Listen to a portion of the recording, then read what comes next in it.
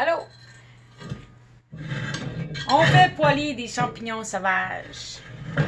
Sauter des champignons sauvages.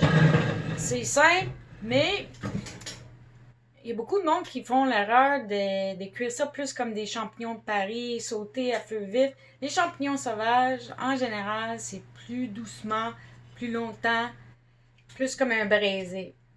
Mais bref, il y a comme je vais vous montrer comment poêler des champignons sauvages avec quelques variétés un peu différentes. Il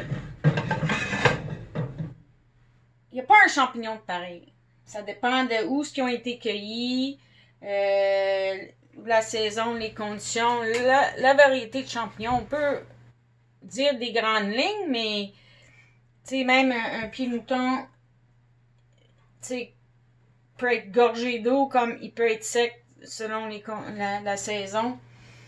Et si c'est jeune ou plus vieux. Bref, on commence toujours à feu vif avec une huile neutre. Mais avant de les poêler, est-ce qu'on les lave?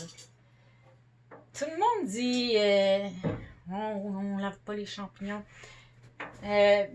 Moi je dis si c'est sale, on les lave. C'est sûr qu'il faut faire attention. C'est rare qu'on plonge des champignons dans l'eau, mais il y a des variétés comme les lobsters ou les matsutake, c'est toujours plein de sable. Il faut les laver. On les donne un bain, plus qu'un bain. Ça prend comme beaucoup d'eau, mais on fait attention de ne pas les laisser trop longtemps. Des champignons comme des bolets, des cèpes, c'est sûr que on veut faire attention. Si on n'a pas besoin de les laver, juste les essuyer. La meilleure chose, c'est de les cueillir propres, premièrement. Là. Et ensuite, on les regarde. S'il faut... Moi, j'ai toujours un petit bol d'eau.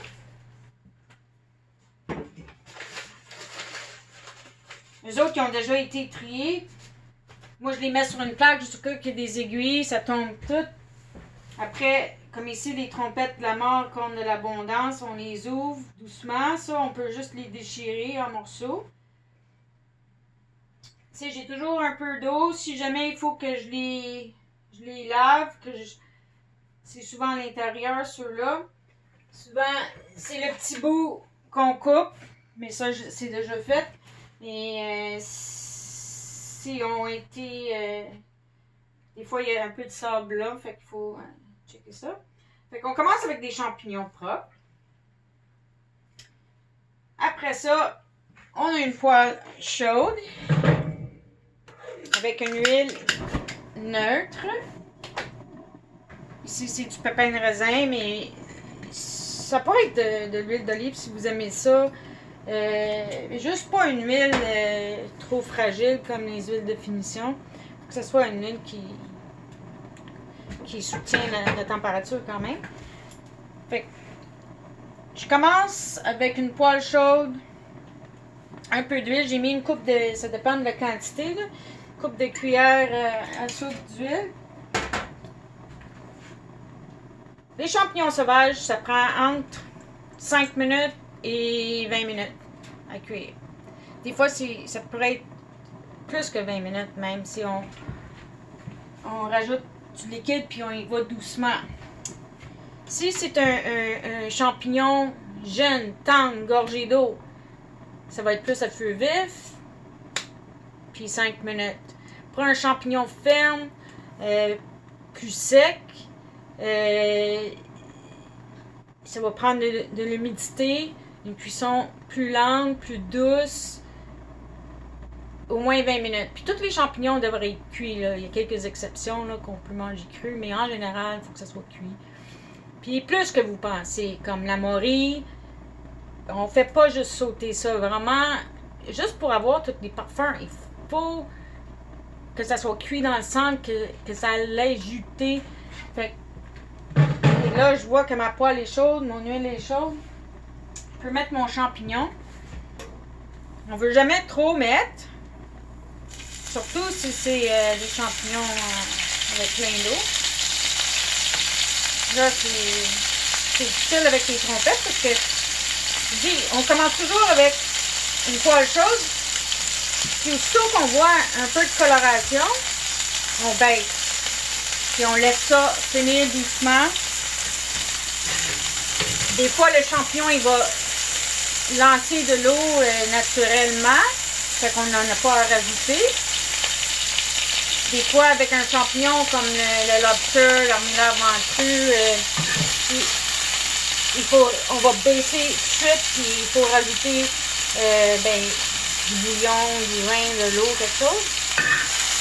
Fait qu'ici, je vois qu'ils jettent pas d'eau, les trompettes. Ça, c'est quand même un champignon qui cuit vite. Fait que là, je dois le baisser.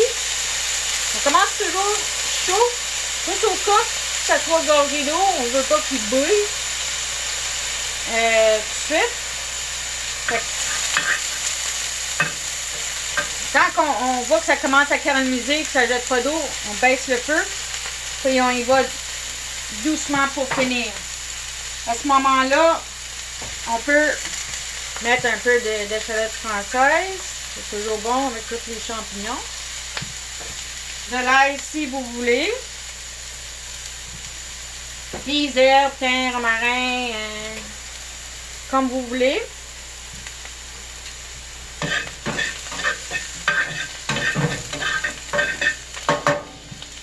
Rendu là, un peu de sel, des poivre. Donc ça, c'est un champignon, la trompette, que peut-être 5, 6, 7 minutes, ce serait suffisant. Moi, je commence à l'huile, puis je finis au beurre. C'est comme ça que je déglace. Je vais attendre la cuisson un peu. Là, je vais continuer doucement. Être sûr que c'est bien cuit dans le centre, puis moi, je le sens. Quand ça commence à vraiment sentir la trompette, là, c'est parce que ça cuit dans le centre. Ça dépend du champignon. S'il n'y a pas de jus naturel, quand on baisse, souvent il y en a assez naturellement dans le champignon. Sinon, quelques gouttes d'eau. Moi, j'ai toujours.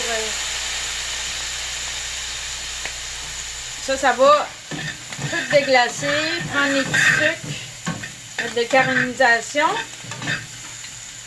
Puis le champignon, il l'a absorbé tout de suite. Tu sais, il faut que ça soit juicy, il faut que ça cuit dans le centre, puis c'est là que les arômes se dégagent. Fait qu'on commence à feu vif, il faut stocker un peu de caramélisation, qu'il n'y a pas d'eau qui jette. On baisse, on laisse ça continuer. On rajoute un peu d'humidité si c'est nécessaire. Nos assaisonnements, sel, poivre. C'est tout. C'est sûr qu'on pourrait aller avec un peu de vin blanc, un peu de crème. On pourrait mettre un peu de bouillon. On pourrait rajouter... on pourrait faire un peu de gingembre, de soya, sésame. Mais avec les trompettes de la mort, c'est vraiment comme un champignon noble, goûteux, vraiment unique. C'est bon avec un peu d'herbes fraîches, peut-être. Mais c'est vraiment bon comme ça, tout ça. Alors, c'est ça. Aussi, souvent, avec les champignons, moi, j'aime ça mettre une petite touche d'acidité ou une touche de tamarin. Mais comme je dis, les trompettes, on va les laisser comme ça. Ils sont cuites.